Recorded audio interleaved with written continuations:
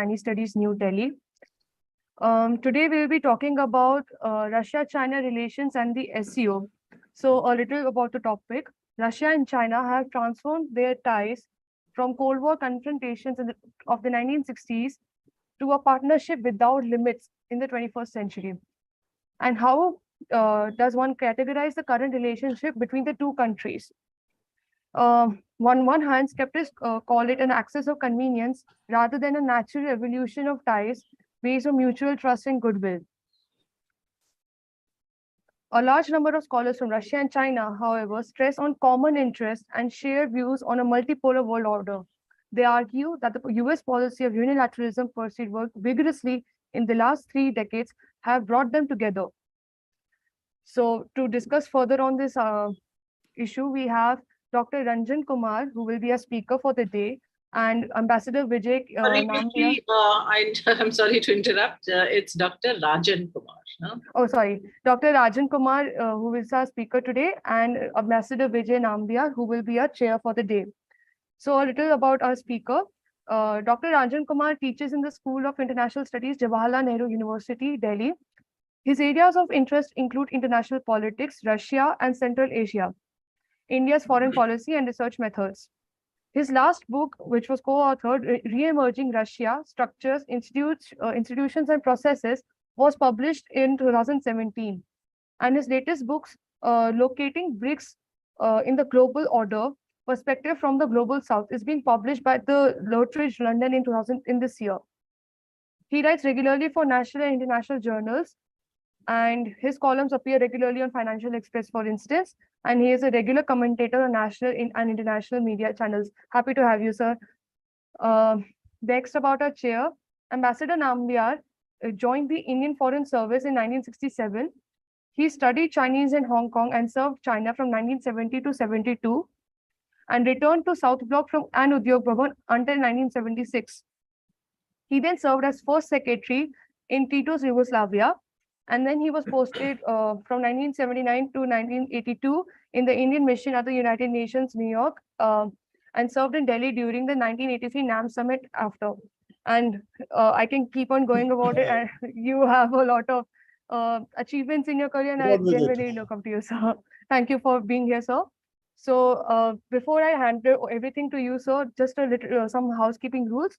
First of all of the participants are requested not to switch on your mics while the speaker is speaking. That will disrupt the decorum, and interrupting anyone is not the speaker is not the nice thing to do. If you have any questions, please write them in the chat box on Zoom, or you can raise your hand after the chair opens the floor for question answers, and then you can give out your question. That will be all. Thank you so much. Sir, you can take over. Thank you. Thank you. Good afternoon, good evening, and good morning, of course, depending on where you are. Of course, since Yukti has made the introduction, it's not necessary for me to say anything more. Let me say, first of all, that the subject is Russia-China relations and the SCO. Now, it's clear that just today's news, Dr. Rajan Kumar was just mentioning that today there's been an announcement of a partial mobilization in Russia. Now, just a week ago, the focus of all the attention of certainly in India, primary focus of attention was the SCO summit, the 22nd summit in Samarkand. And given the nature of today's world, the question of the fact of instant communication, perceptions get formed very quickly, and then they get into reality because the social media converts them to reality so quickly that one is often very not sure where the perception ends and where the reality begins. Now, at the recent SCO summit, it would seem that Putin was somewhat diminished, as it were, because the subtext, even though the subject was not discussed, and there's no reference to Ukraine in the SCO summit document, it was clear that that was the subtext. And given the fact that the world was seeing a little bit of a reality check in terms of the mystique of the Russian army, given the fact that their earlier top-down approach in terms of the operation had landed them into what some TV channels is described as a quagmire. And against that, you saw the from the ground upward kind of resistance which was coming from Ukraine, which again in the public image, even in this country, gave a little bit of a sense of a popular resistance. Now, how much of it is actually a fact? How much of the reality is mixed by perception in terms of what's organized in the social media? We don't know. But one did notice that despite his usual springy gait and somewhat bulging musculature, there was a little bit of a verve missing in this time in his meetings, in his public meetings. At the SCO summit, clearly the colossus which was dominating the meeting at the leadership level was that of China. Xi Jinping was clearly commanding the public attention. He came one day earlier. He met with all the leaders of Central Asia, and he was lionized by one and all. And in fact, in some ways, even the meeting with Putin showed that he was in some ways the bigger figure, public figure, as it were. This, in a sense, only shows the balance between the two, that China has now clearly and in a sense convincingly come out a state-led, self-sufficient techno superpower, as it was being described. Now, clearly, once, of course, the Indian Prime Minister, Mr. Modi, arrived, he also became a major presence at Samarkand.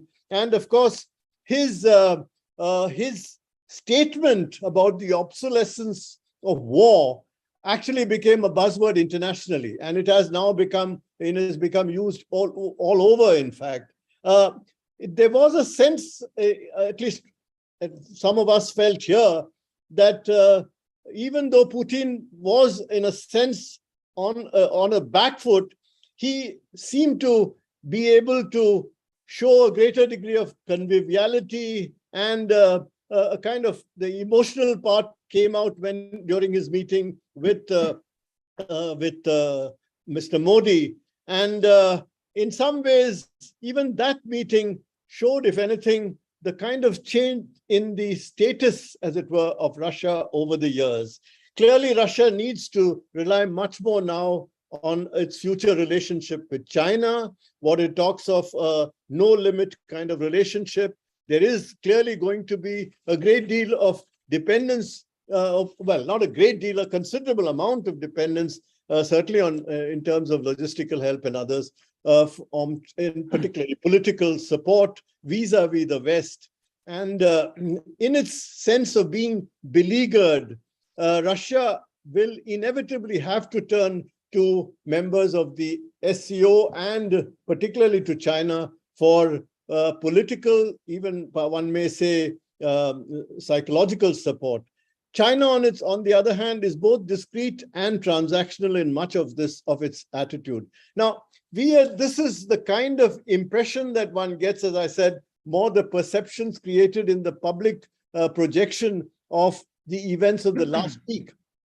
But what we need now is to step back, as it were, and listen to Dr. Rajan Kumar to get a slightly more comprehensive, a slightly more kind of a holistic view of how Russia has developed since the last, let's say, at least the last decade, as it were. I recall to him his article about 14 years ago when he talked of Putin's legacy and the state of democracy in Russia. Clearly, the legacy itself now has to be re-examined. The question of the state of democracy has to be examined. This may be a good occasion to look at that, as well as the larger questions of the relationship with China and the SCO. Now, I won't get very much any more into any sort of generalizations on my part. We have an expert with us, and I call now on Dr. Rajan Kumar to give us the benefit of his wisdom. Thank you. Go ahead, Professor Kumar. Thank you, Ambassador Vijay Nambiar. It was very kind of you. You gave the proper background in the sense that how perceptions matter and how the realities could be slightly different from the perception. And when it comes to Russia and China, sir, let me tell you that the most difficult part is to distinguishing between the perception and the reality. Then there's so many narratives floating all around that it becomes a really, really difficult exercise that I constantly face as a scholar. But thank you, sir. Thank you so much. I would also like to thank ICS for hosting me. Thank you, Professor Alka Acharya and the team of ICS for inviting me for this lecture. So what I'll try to do today, I'll try to give a broad overview of Russia-China relationship, which has become very comprehensive. It should not be treated as ad hoc. It should not be dismissed as something which is just a reaction to the West. What I'll do today that first, I'll give you a broad overview of how the relationship between the two countries has evolved in the last, say, 3 decades. Of course, there is a very multifaceted, multidimensional kind of relationship where you have bilateral, trilateral, quadrilateral, multilateral. There are several laterals which exist between these two countries. And one of the more important thing where audience might be interested, that how do you characterize, as Yukti rightly pointed out, that how do you characterize this relationship? Is it some kind of rapprochement, or is it a kind of axis of convenience, as many of the Western scholars portray? Or is it an alignment, or is it an alliance which is in the making? So towards the end of the lecture, I'll try to say that how this is an alliance or not an alliance. So I'll come to that later. Since this lecture also includes Shanghai Cooperation Organization, so the third part of my lecture would be about how these two countries are cooperating. In that context, I'll also talk about India's membership to Shanghai Cooperation Organization and what are the India's interests and how it can cooperate with this formidable alliance which you see in the global international structure. Depending on time, I'll also talk about few conflict areas, conflict of interest between Russia and China, but that will again depend on time. Sir, you'll have to stop me after 30 minutes. Yeah. So first, let me tell you that this the cooperation between Russia and China is not ideological, is not based on any principle of internationalism. Even the types of authoritarian system that you see in the two countries, they are completely different. And they are not authoritarian in the same way. They cannot be, portrayed as the same type of authoritarian system. They're different. They are not civilizational. The two civilizations are completely different. So the relationship is based is on pragmatic interest of the two nations, guided primarily by the external threat, perception of the external threat, and U.S. of course is the most formidable threat perceived by the two states, but also internal requirements. Because the Russia-China relation, they're very complementary in the nature. What Russia needs is being provided by China, and what China needs is provided by Russia. So it's very complementary in terms of cooperation. What we see today is a very comprehensive strategic partnership in which I see two of the pillars are very important. One is energy cooperation, and the second one is military. China and Russia at the moment, they do not behave like true allies of international system, but yes, they are very close partners. Their relationship is very comprehensive, and they're cooperating through bilateral, multilateral, several mechanisms. Russia, and as I said, it should not be dismissed as ad hoc or episodic. It is not just a reaction to the world. If you see the history of Russia-China relationship in the last 3 decades, so it has been evolving over time, and it has expanded in terms of scope. It's very strong economic ties, very strong military cooperation, very strong political cooperation also in the international organizations, etc. So, and Russia needs at the moment, because Russia is isolated by the West, so Russia needs partner, and it cannot find a better partner than China in terms of its political and economic partnership.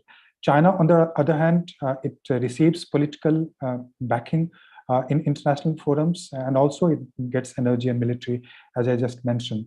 So the level of the partnership and cooperation, it allows them to have a very significant impact on the structure of international politics, But unfortunately, IR as a field, IR as a discipline has not analyzed the impact of this relationship on the broader international political and economic structure. And remember that these two countries are systemic players. They are not local players. They are not regional players.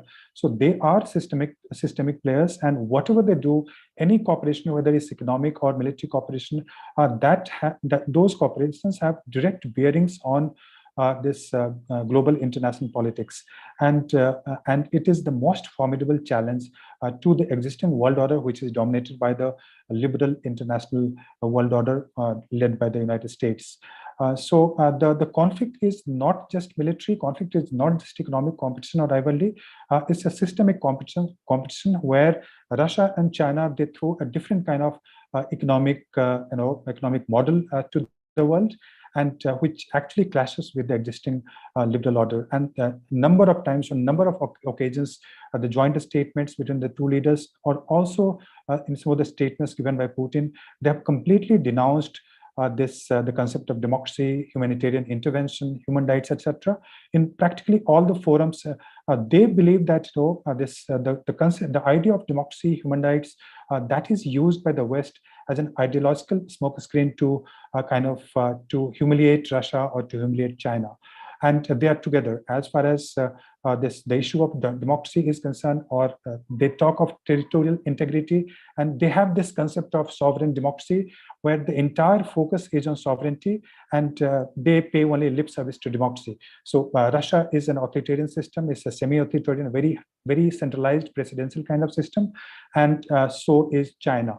So as far as democracy is concerned, the question raised by Ambassador Vijay Nambiar, sir, they are not democracy, but the way we think in India, the way the Russian think, Russia has no qualms about democracy, and they are very clear that they are not democracy, and they don't intend to be democracy. My Chinese experts are here, so I should not get into Chinese perspective.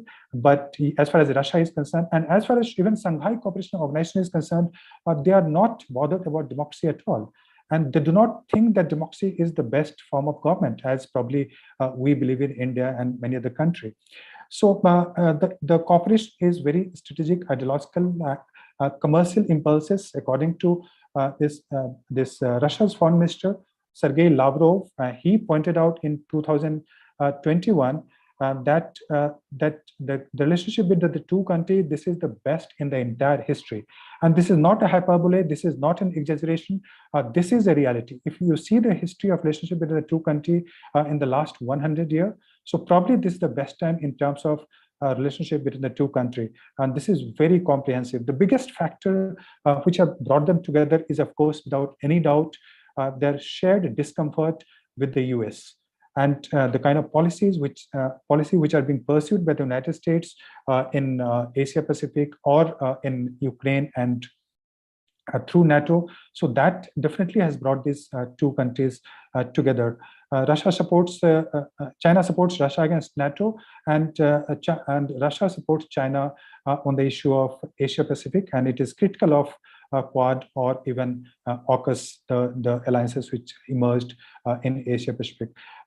Just for factual information, President Putin and Xi Jinping, they have met nearly 40 times in the last the last 12 years or so. They have met nearly 40 times. So you can imagine the level of diplomatic cooperation, diplomatic meetings which take place. Recently, as Yukti pointed out, Ambassador Nambiar also pointed out, that they issued a joint statement when Putin was visiting Winter Olympic in February 2022. So they issued a joint statement, which was very interesting to read. And it said that the new interstate relationship between Russia and China are superior, is saying that this cooperation is superior to the military alliances of the Cold War period. So either they are referring to the military alliance of Warsaw Pact, or they are referring to NATO. So what they're trying to say that the cooperation is better than the Cold War relationship. Although I think this is a little exaggerated. Many of the statements, they're very rhetorical in nature, so one has to take it with a pinch of salt. In the same statement at the Winter Olympics joint statement, it said that the relationship has no limits. And this became famous, and after that, it was picked up in media world over. and they started saying Russia and China have a cooperation which has no limits. And it also said that there are no forbidden areas of cooperation. So they basically can cooperate in any area. When I talk to Russian scholars, when I read their writings, many of them believe that it basically gives a flexibility to Russia to cooperate in any field, ranging from energy to nuclear cooperation.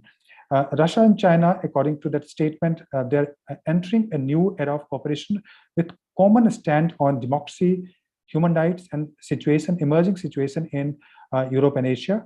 Russia said it supported the one China principle. This is important for China because in all its joint statements, Russia has clearly accepted this one China principle, and it confirms that Taiwan is an inalienable part of China, and it opposes any form of independence of Taiwan. So Russian support is unequivocal, is very categorical, very clear on the issue of Taiwan. It's not ambiguous at all. The same kind of clarity you will not find when it comes to Chinese support to Russia on Ukraine. Chinese are very careful. They condemn the US provocation, NATO provocation, but it stops short of kind of endorsing the Russian intervention in Ukraine, and it is careful not to be branded as a bloc of Russia and China, so that it can be alienated by many of the countries in the West and also other countries. With that, with that introduction, what I need to kind of point out is some of the details of what has happened in the last few years. And the most important, as I say, is the military cooperation between the two countries. Military cooperation, how do you judge a military cooperation? So there are different layers of military cooperation between the two states. And normally it starts with a kind of border cooperation, some kind of confidence building measures, de-escalation, etc. As you know, the Russia and Soviet Union had a very conflictual history. The border clashes took place in 1969, and trust building was an important exercise which was started by Gorbachev. But Yeltsin's regime in 1990s, some of the CBM's confidence building measures, etc., were taken, but some of the steps were taken. But that was also a period when Russia was looking to the West, and Russia was not interested in China, and Yeltsin was not necessarily in favor of having great ties with China, although some of the agreements were signed. But in terms of military cooperation, some of the confidence building measures were taken up. Some of the military consultation exercises also started in the 1990s. But most important developments related to military cooperation have taken place after 2000. In 2001, an important, this known as the Big Treaty, which was signed between the two countries, friendly, they call it neighborliness and friendliness cooperation treaty, etc., and between Russia and China. So in that, after that, the third level, I said CBM, confidence building measure, military consultation, that started in 1990s, but actual military and technical cooperation started after 2001. And when Shanghai Cooperation Organization came into picture, so within that ambit of Shanghai Cooperation Organization, several military and technical cooperation started taking place. So there are a number of joint exercises also now which appear between which take place between the two countries. But when you say that two countries have come to a level of alliance, when the term technically the alliance is used, so that refers to some kind of formal legal commitment to cooperating with the other country, and that requires a lot of commitment, and somehow that has not happened yet. When you have an alliance, two of the features would be they sign the defense pact, they sign the common defense pact, common defense treaty also, for instance, NATO, European Union, etc.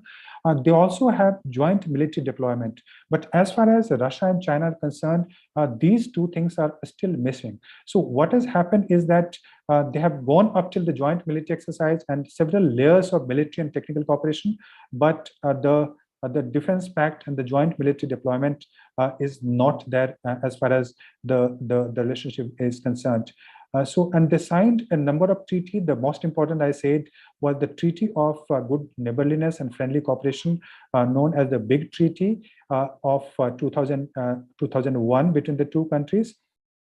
And through Shanghai Cooperation Organization, they have institutionalized China-Russia military consultations, and that has become an important forum through which they're cooperating at various levels. Within the Shanghai Cooperation Organization, the interaction takes place not only between the head of states, but also between the defense ministers and military leaders. And in that Shanghai Cooperation, there's an institution called Regional Anti-Terrorism Structure, RATS, and that's a permanent body within the Shanghai Cooperation Organization, which was instituted in 2004. And after that, within that framework of RATS, you have a number of military exercises which are conducted between the two countries. In 2004, again, Russia and China decided to have a consultation on national security, which is again a domestic issue, but they started consulting on national security issues, which shows the kind of comprehensive security cooperation that they have developed in the last few decades. Russia and China also started the Northeast Asia Security Dialogue in 2015, which is considered an important landmark. And as far as the joint technology, military technology is concerned, so they have several areas of cooperation, but most of the joint cooperations are in the field of aircraft, space, helicopter, and now Russia started exporting S-400 to China. S-300, China was one of the first buyers of S-300 anti-aircraft missile system, and now India also acquires from China. And the fifth generation aircraft, which is J-31, so that is being developed again with the Russian engine of RD-93. So these are the joint, this sharing of technology and joint development of weapons between the two countries. As far as joint military exercises are concerned, which are used often as empirical basis to say that Russia and China have entered some kind of military alliance. So it started in 2005, the first larger scale joint military exercise. It was called Peace Mission in China, and 10,000 soldiers participated. It was again upgraded to Peace Mission in 2010. But one important development was in 2012 when joint sea exercises were started by the two countries. And joint Peace Mission was predominantly this ground exercise and the air exercise, but this joint sea started, they started having the joint naval exercises.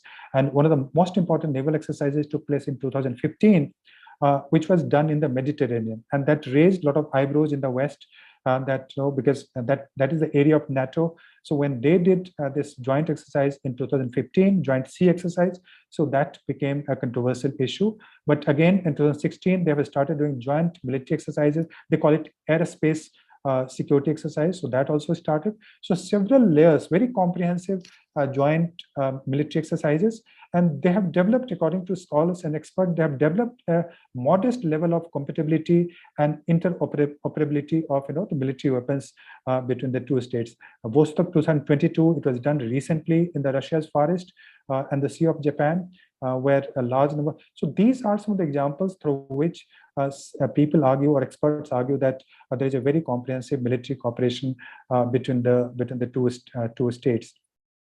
As far as geopolitical issues are concerned, on the issue of, as I said, democracy, sovereignty, human rights, humanitarian intervention by the West, so they are almost on the same page against the West, and there is a joint resistance against the color revolution. There is because there is a West. They believe that the Western countries, especially United States, supported by European countries, they use this democracy or regime change as an alibi to promote their own national interest. So they jointly oppose any time of regime change, either in Central Asia or in the eastern neighboring countries of Russia or the western neighboring countries of Russia. On the issue of multipolarity, they're always in all the joint documents that you'll see, multipolarity is an important issue where they cooperate. The Russian foreign policy document, which is a Russian foreign policy concept, Russia comes up with the foreign policy concept, intermittently. In the document 2013, it clearly said that multipolarity is one of the important goals of Russian foreign policy, and the same thing has been reiterated by Xi Jinping in United Nations General Assembly lecture a number of times. And there is an important political kind of bloc which is operating in the form of Russia-China cooperation within the United Nations Security Council on the issue of veto. On the issue of Syria, for instance, they vetoed together in 2011, 12 again, and 14. and they opposed the toppling of Assad regime in Syria. In the 1990s, there was no joint Russia China voting together, vetoing together in United Nations. But after that, after 2007, whenever China vetoed, Russia also vetoed. So there is a joint cooperation at the political level, at the institutional level between the two countries. Even on the issue of Ukraine, we know that in most of the cases, China abstained. Although China, as I said, does not openly support the Ukraine, and China is worried about the protracted conflict in Ukraine. But as far as the voting is concerned, so China has never condemned Russia in the United Nations. Coming to this. Apart from geopolitical cooperation, one of the important aspects of cooperation is trade between the two countries, which has grown immensely in the last few years, and also energy. These are the two important pillars of cooperation. In 2000, the total trade was just $8 billion, but which went up to nearly $95 billion in 2014, just before the Ukraine crisis. But even after the Ukraine crisis, the trade has continued to grow, and it has reached nearly $147 billion in 2020-21. Before 2014, China-Russia trade was roughly 20% of the US-China trade, but it went up further in the last few years. Why China is more important for Russia than Russia is to China? This figure, the economic figures, gives you some idea. For instance, Russia occupies only 2% of China's total trade, while the share of China in Russia's external trade is roughly 20% today. So 20% of the entire trade is with China. So that's why China is, as Ambassador Nambia rightly pointed out, China is more important for Russia than Russia is for China today. So it's very deep economic cooperation and energy cooperation. They have this the East Siberian Pacific Ocean Pipeline, SCO pipeline, and it became operational in 2010-11, and now they're supplying to that. And they're also building two important pipelines. One is already operational, this gas pipeline. Russia was initially careful not to supply gas, but it changed its policy. And after 2013, we see the Power of Siberia 1 that is already functional, and they're also planning to have Power of Siberia 2. So these two gas and the Power of Siberia 2 is to be completed by 2030. So there is a very comprehensive economic and energy cooperation between the two countries. Coming briefly to this now, because I'm talking about Shanghai Cooperation Organization, so multilateral cooperation becomes important. The two important multilateral organizations where these two countries are very active, one is of course the BRICS, and the other one is Shanghai Cooperation Organization. United Nations, I already said that how they're cooperating when it comes to voting, but I'll not focus on this BRICS, but I'll rather talk about Shanghai Cooperation Organization. Shanghai Cooperation Organization, in my view, it has emerged as the most pivotal organization for Eurasia. And through Shanghai Cooperation Organization, the focus is mostly on Eurasia. Sometimes they do talk about larger global and international issues, but the focus of China and the focus of Russia is primarily Eurasia. And by Eurasia is again a very contested kind of concept and term. I refer primarily to Russia and Central Asia. So that's where these countries. Shanghai Cooperation Organization started, as you know, as Shanghai 5. The idea was basically to resolve border issues between Central Asia and China and Russia. But gradually, it has expanded. Shanghai Cooperation Organization, it was called Shanghai Cooperation Organization in 2001 when Uzbekistan became the member. And after that, it has expanded in terms of membership and the scope. Now, India, China, Iran, etc. are the members, or Iran is almost a member now. So they have expanded in terms of membership. They have also expanded in terms of scope. If I see, it started as a border kind of resolving organization, informal organization. Now it is, in the early phase, it was talking of only, what they call radicalism, secessionism, terrorism, etc., extremism, etc.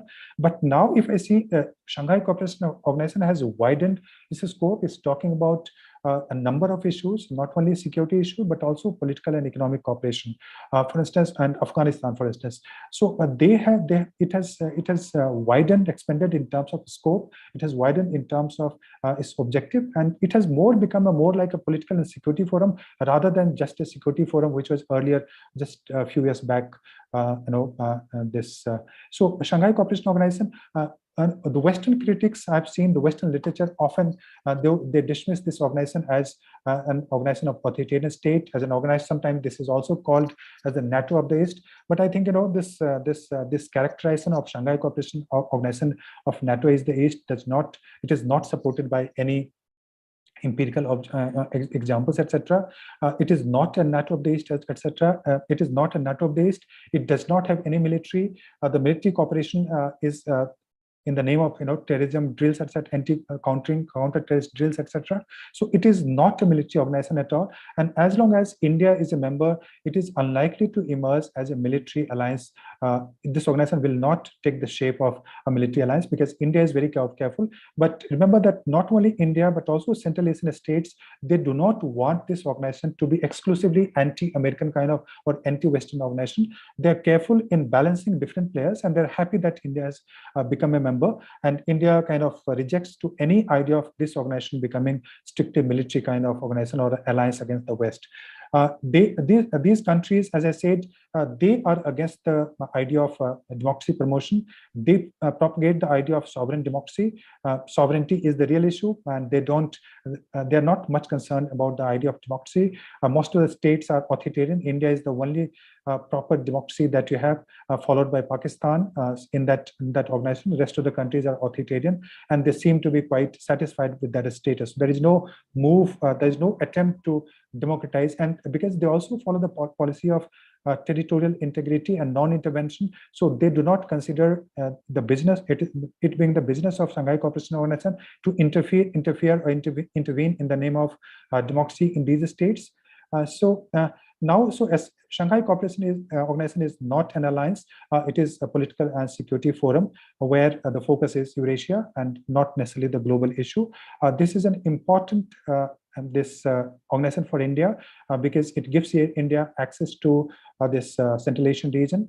It connects India to Central Asia, which was basically blocked because of Pakistan being a kind of a country between India and Central Asia. So connectivity was a major issue, but now through this, India is also trying to promote connectivity with the Central Asia and also with Afghanistan. INSTC has become partially operational, International North-South Transport Corridor, that has become partially operational, and India is asking that Chabahar port developed by India should also become the part of this INSTC. And one of the Iranian shipping company claims that it has already started transporting through that INSTC. So gradually it will become operational. And I think connectivity is becoming more important because now India is importing a lot of energy from Russia, which was not the case earlier. So with that, India will have to send products to Central Asian states, and for that, connectivity becomes a real issue. So it gets India through Shanghai Cooperation Organization and through connecting with this other Central Asian states, we can have so connectivity is an important issue for India, and of course radicalism and extremism, etc., is an important issue for India in the Shanghai Cooperation Organization, and also Afghanistan, because after the withdrawal of American forces from Afghanistan, there are not many organizations which can have an influence on Afghanistan. And I think if India has to operate, India has to have its influence in Afghanistan.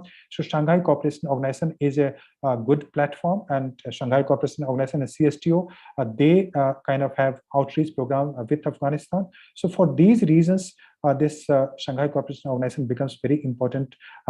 This thing for India, important organization for India, and this also supports India's policy of multi-alignment, which in the present context, I think is a very important policy where India is a member of Quad, but at the same time, India is also a member of this BRICS and Shanghai Cooperation. So that's a kind of hedging, you call it, a soft balancing that India has, and that serves India's interest in the region. Otherwise, if India is, for instance, India is not the member of Shanghai Cooperation Organization, the this access to Central Eurasian region would be very, very difficult without India having very strong presence in the Shanghai in the region. So finally, the last point I'll say that how does one characterize Russia-China partnership? Is it an axis of convenience, or is it a kind of alliance which is emerging in international politics?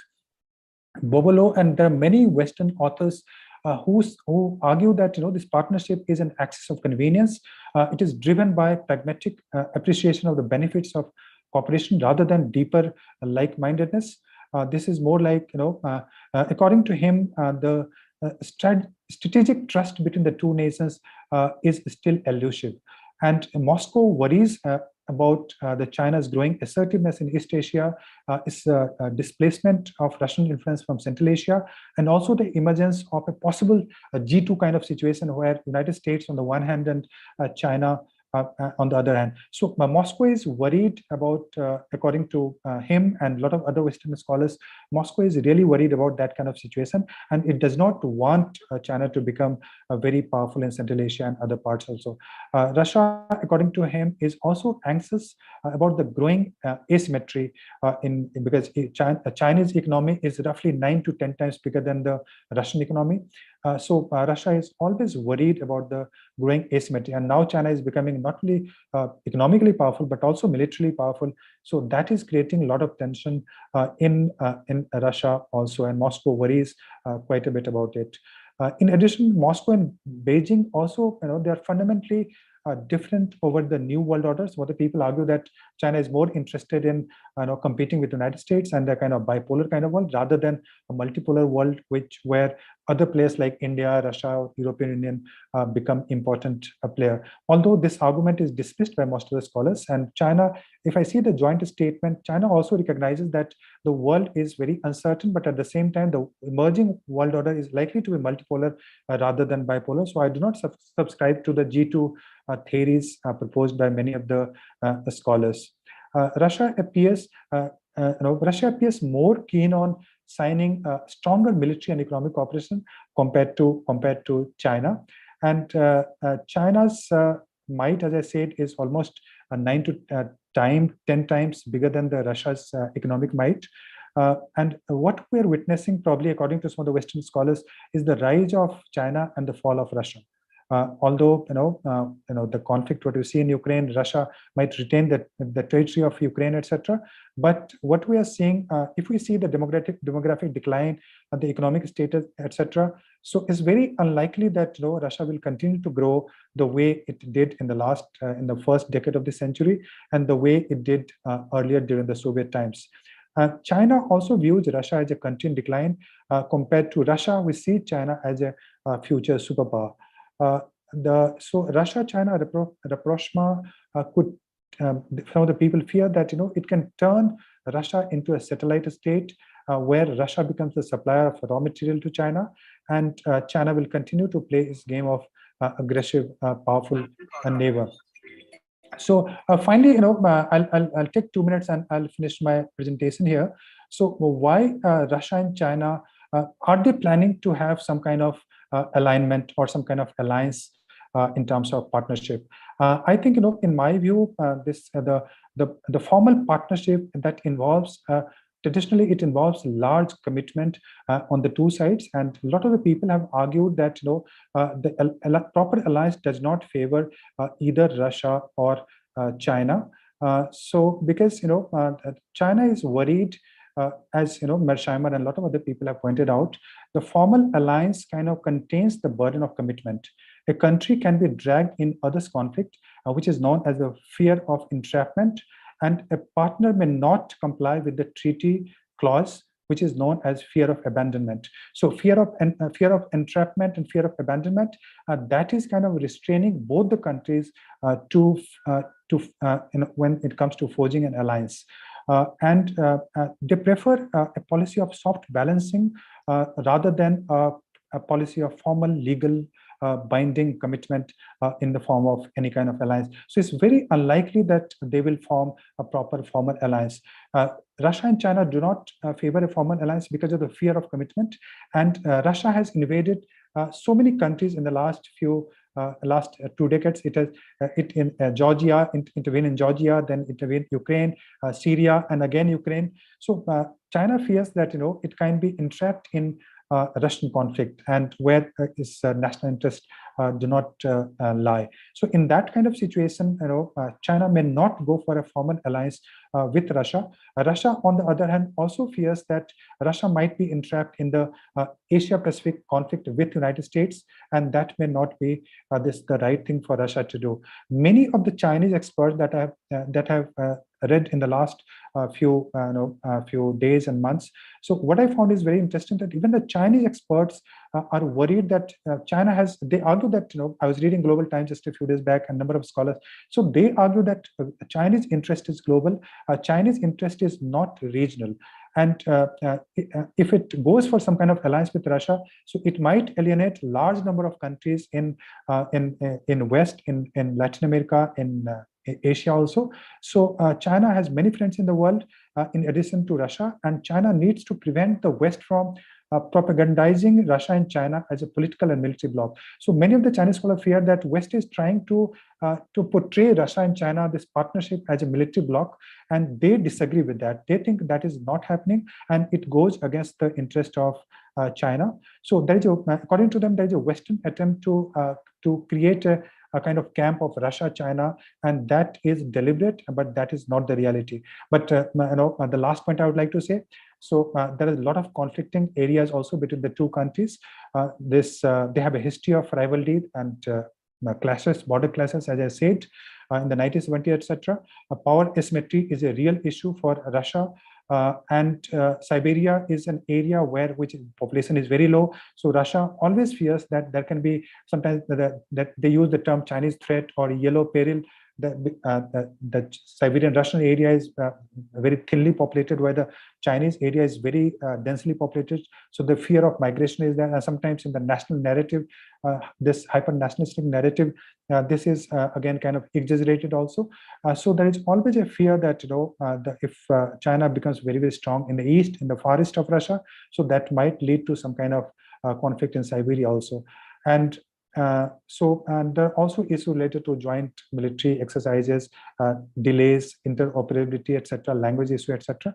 So what I'm trying to say that Russia and China at the moment do not behave as an ally.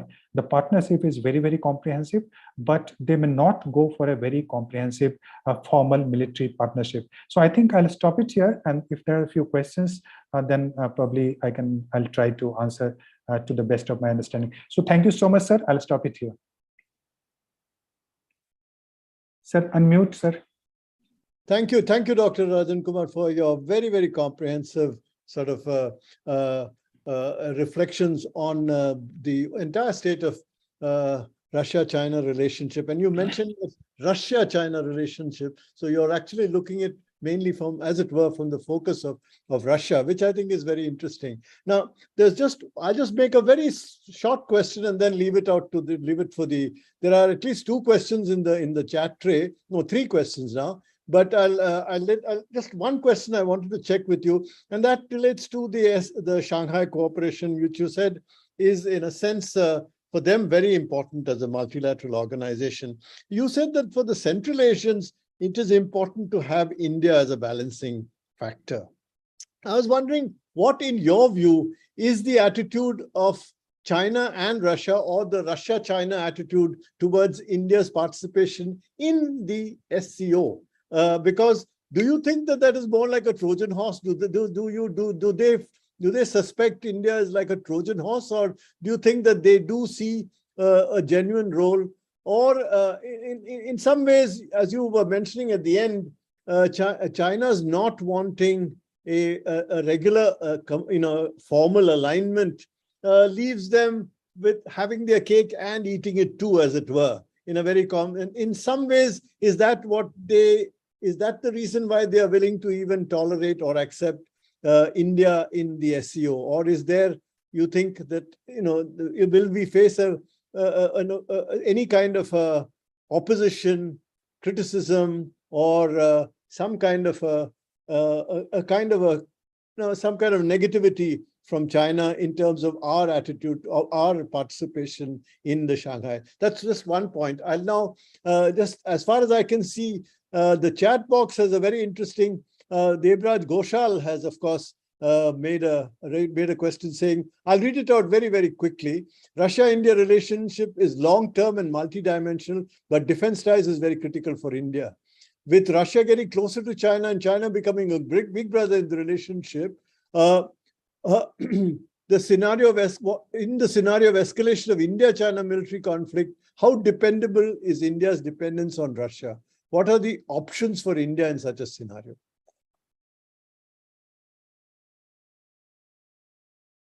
Would you like to, or would you take some 2 or 3 questions and answer them together? Yes, sir. What I can do that you asked me a very interesting question. Yes. So probably I'll try to answer. Yes, sir. This title was deliberate because I teach in Center for Russian and Central Asian Studies. So the term is, instead of saying Sino-Russian, I use the term Russia-China. And my knowledge of Russia is I consider myself more familiar with the Russian literature, and so that was deliberate. As far as India's interest in Shanghai Cooperation Organization and how Central Asian states take India, so let me tell you, sir, that it is now widely accepted, and probably when I read the Russian literature, so India's entry to Shanghai Cooperation Organization was due to Russia wanted India to be there, and in the Russian literature they frequently mention this fact that Pakistan had already applied for Shanghai Cooperation Organization, and India wanted some kind of balance there, and Pakistan was being pushed by China, so India wanted to create a balance within the Shanghai Cooperation Organization. So Pakistan and India, they entered together in the Shanghai Cooperation Organization. And as far as in how India is taken by the Central Asian countries, so I think one of the reasons why India is taken India is taken as a benevolent player, as a player which can have a balancing role within the Shanghai Cooperation Organization, partly because all the countries, most of the countries that you see, the members, they are bordering countries, and they have some issue or the other. Even the Kyrgyzstan, Tajikistan, most of the Central states, and China, Russia, so they do have border issues, and there is always a fear when your partner is so asymmetrically powerful. China, Russia, and the population of most of the countries, is very, very small in Central Asia. So they really fear big powers like Russia, big powers like China. So they think that it's good to have a country like India, which does not have direct political ambition. India does not have India does not want to change the regime of any of the Central Asian state according to its own political system. India does not have any kind of military interest also in Shanghai, except that it wants a very peaceful and stable Afghanistan.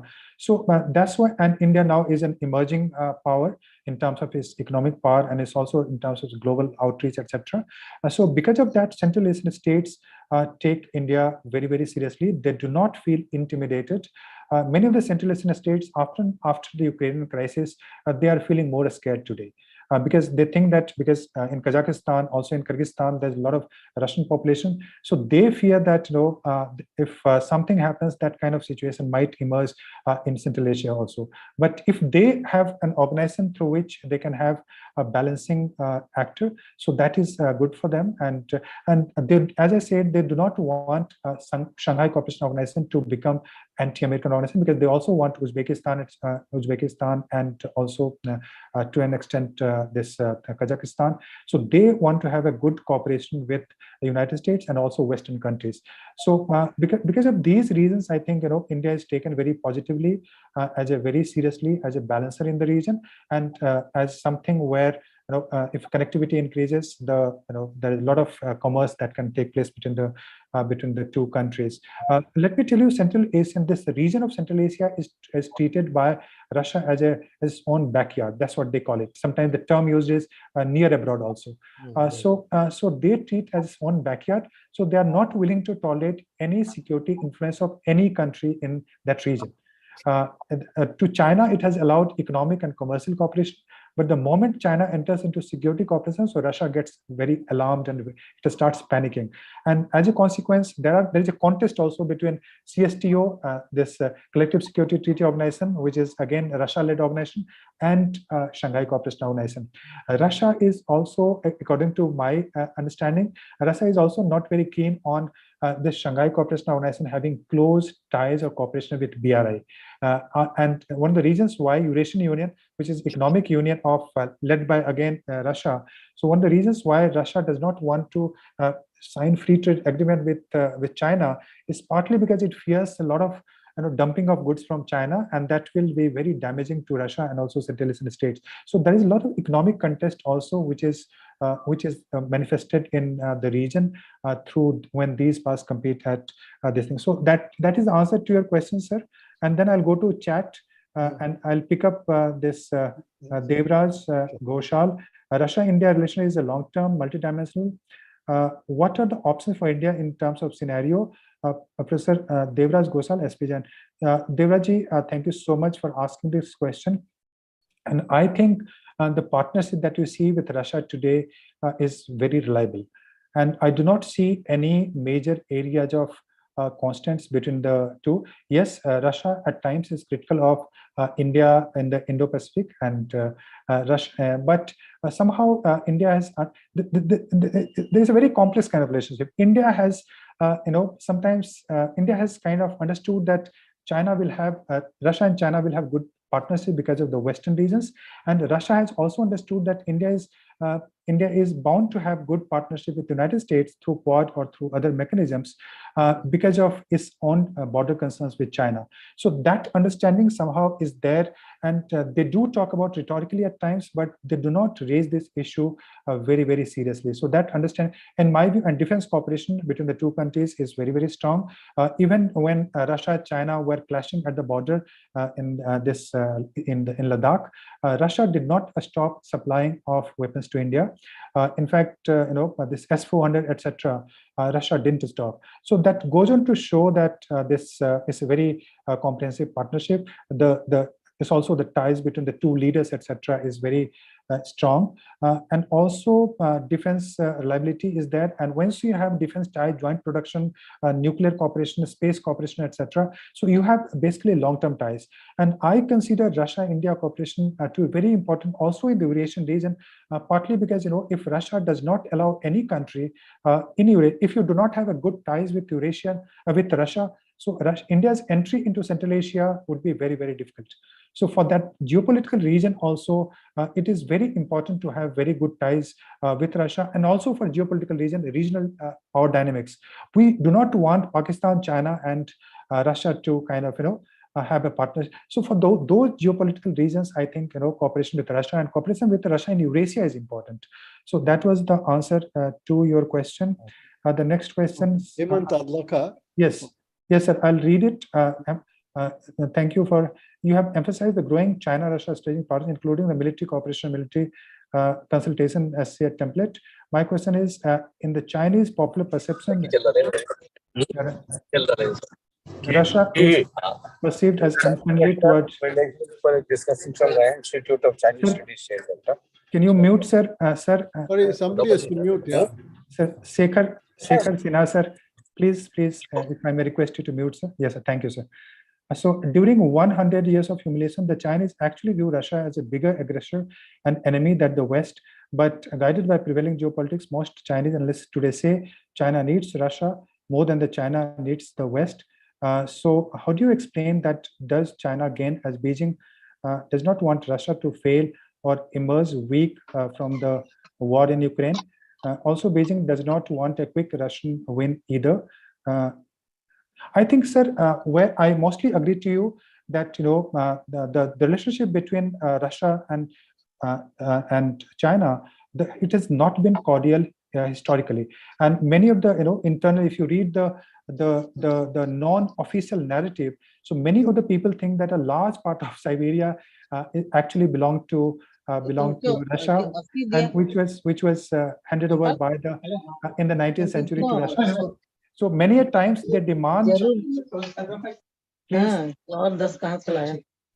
Please mute, Chanda Rani ma'am. Please mute. Yeah. Please mute.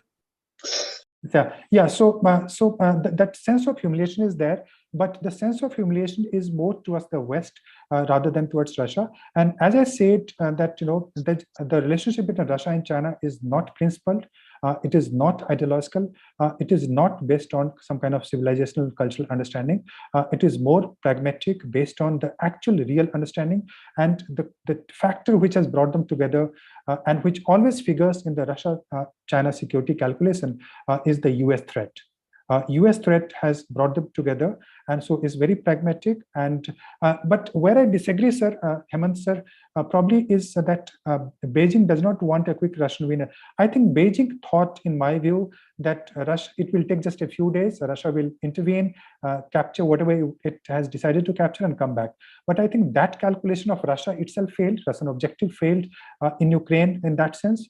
And China, in my view, also does not want a very protracted conflict, because this will have a huge implication in terms of economic impact on China, and also kind of the military formation, etc., expansion of NATO, the new alliances which will emerge. So, in my view, Russia and Beijing does not really want a long conflict in Ukraine.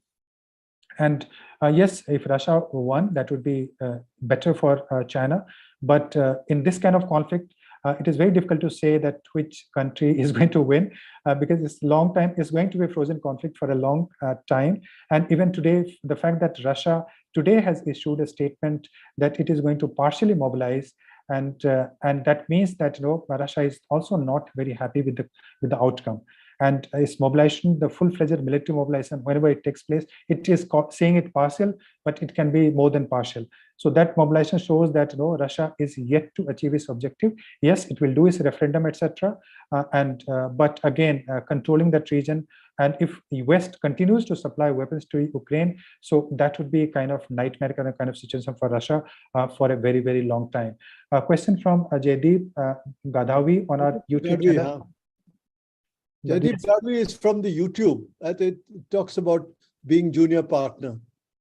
Would Russia be comfortable being a junior? Yes, I think that's a very important question. And from the Russian perspective, I can tell you that Russia hates the idea of being called a junior partner. Russia has that mentality. It does have that superpower mentality. Right from the Tsarist period till the Soviet period. So they do not want to be treated as the subordinate junior partner. One of the reasons why it conflicted with NATO, because NATO started treating Russia as an insignificant regional power. So Russia is not happy with the being subordinate power. The nationalist narrative, if you see in Russia, so that basically it hates the idea of Russia being called. And Alexander Lukin and many of the writings that I've seen, the authentic writings from the Russian side, so they say that is the natural evolution of partnership. They do not agree that Russia is subordinate partner. They argue that Russian influence and Russian military is more powerful than Chinese global influence and Chinese military. So they argue that Russia is not the subordinate partner. But yes, I think in future there's a real fear that the China will have the upper hand. The next question, thank you, Professor Kumar. I have slightly smaller point here.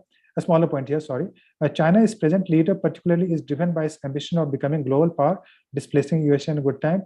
Till that happens, China will continue to develop temporary alliances like Russia, but fully prepared to discard such alliances when time comes. The point is, why is Russia encouraging emergence of a powerful China, even if it is actually a threat? Russia is not encouraging the emergence of China.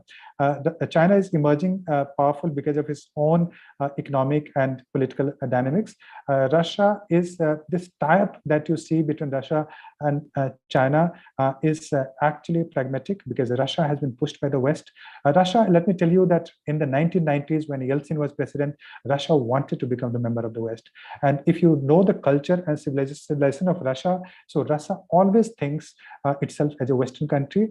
They want to become one of the normal Western countries. You will never see in the entire literature that Russia is trying to become an Eastern country. At the best, Russia would identify itself as a Western country or a Eurasian state. And Eurasian, when it identifies itself as a Eurasian state, basically the idea is to it's a very kind of flexible idea, through which it can connect with the large regions of Asia, because 2/3 of territory of Russia is in Asia. So because of that, that gives a very flexible strategy. When it says Eurasian power, basically it's a flexible way of saying that it is both Russia, both Western and Eastern power.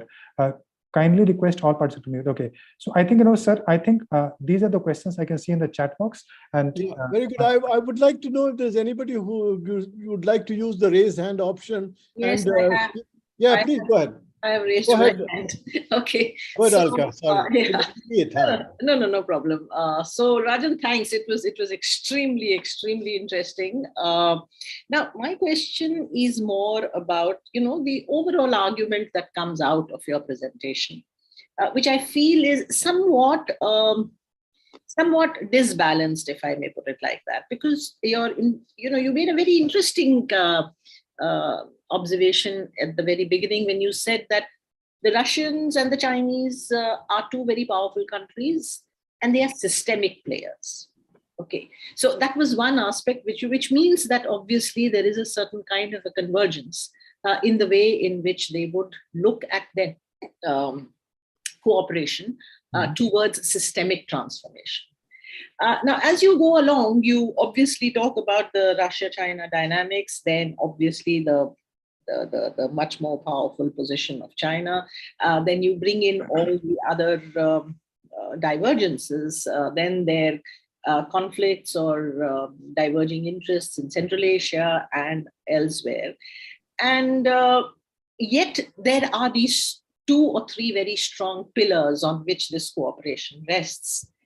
So I'm trying to wonder whether this systemic nature of these 2 powers, how is it going to come together and how is it going to take any kind of systemic transformation forward? If Russia is hankering after being a member of the West, and if China does not really want to come into direct confrontation with the US, then what kind of a systemic transformation are we really talking about? Well, can I try to answer, ma'am? A very difficult question. Yeah, the reason I said that how far transformation will take place, that's a very speculative question, and honestly, I do not know the answer. But what I try to argue that there are systematic players because of 2 reasons: China economic power, and Russia as a very powerful military even today.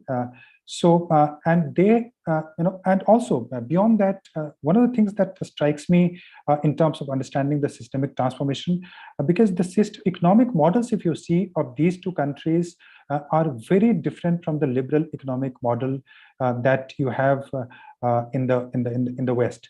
So in the case of Russia, what I find very interesting, that Russia began since 1990, it began as a transforming, it basically tried to become a very typical Western country, although it became a crony capitalist country in the 1990s. And gradually it has moved towards some kind of state capitalism. And state, in the case of both Russia and China, state today, even today, plays a very important role. And state capitalism, if I may use the term loosely, I'm not very certain about it, but so that is one thing that challenges the kind of neoliberal model that you see in the Western. So that's one challenge. Formidable alliances, in my view, the world is going to be clearly multipolar in terms of the diffusion or distribution of economic and military power. So what I see that, these 2 countries, the focus of this China is, even today, the focus is Asia. If you see, the primary focus of China is, in terms of security, I'm saying, is primarily Asia, where Asia Pacific and of course this Belt and Road and other initiative, etc. Economically, yes, it has global outreach. So what I see that, now I see a kind of a world order where the regional powers will become extremely significant. In the multipolar world order, there is no superpower which can control the entire world. The US unipolarity is almost over. I do not think the way it intervened in Afghanistan or Iraq, it can repeat that kind of intervention in the near future. That's my speculation. But so what kind of situation do we see if the US will not play the role of hegemon? So what I see that, Russia will be the important player in Eurasia. I see China India and other countries playing an important role in Asia, of course. US will remain a resident player, but not the most dominant player the way it was in 1990s and early part of. So in that context, when you see global transformation in that context, so China will play a very important role in Far East, also in the Southeast Asia, in Asia Pacific, etc. India will play a very important role in South Asia. Maybe if it increases economic outreach, then maybe in Central Asia and other countries, other neighborhood also. But yes, what do we see? A fragmentation of kind of global structure, fragmentation of global politics in terms of security architecture, and regional powers and various other powers playing a different role. So that's how I see my map. That's how I see the emerging transformation map. And so I agree. It was a complex question because yes, the situation is at the moment is in an extreme flux. Thank you for your response. Thank you. Any other raised hand? I can't see any. Yukti, you'll have to tell me. So there is a question from Alok, and he has raised his hand. Okay, let him go ahead. So unmute. Yes, sir.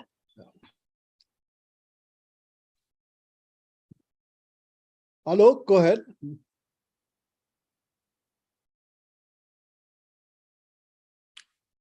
Sir, I will read the question. Okay.